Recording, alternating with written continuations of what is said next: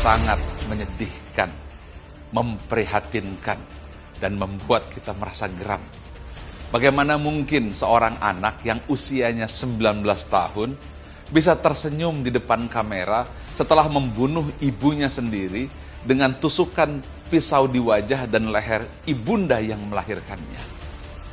Inilah generasi ketika orang hanya diajarkan kecerdasan intelektual semata, tanpa kecerdasan emosional, tanpa kecerdasan spiritualitas. Kecerdasan emosional adalah kemampuan untuk merasa, what do I feel? Orang menyebutnya EQ atau emotional quotient.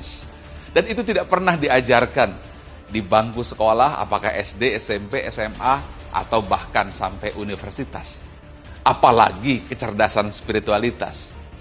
Kecerdasan spiritualitas atau SQ atau spiritual quotient atau spiritual intelligence, itulah kemampuan untuk mendengar hati nurani dan faham siapa jati diri dan suara hati fitrah yang terdalam atau who am I.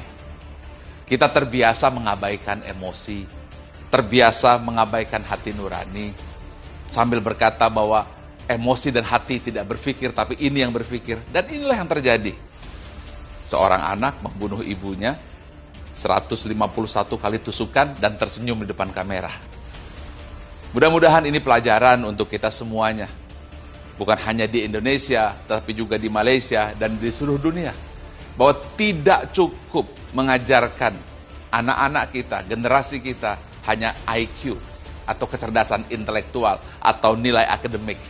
Yang itu sudah jelas, hanya berperan 10 hingga 20% saja keberhasilan.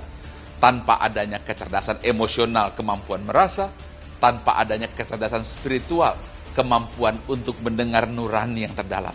Mudah-mudahan ini menjadi pelajaran besar agar kita mengajari anak-anak kita IQ, tapi EQ dan SQ sebagai kecerdasan paripurna yang harus dikombinasikan.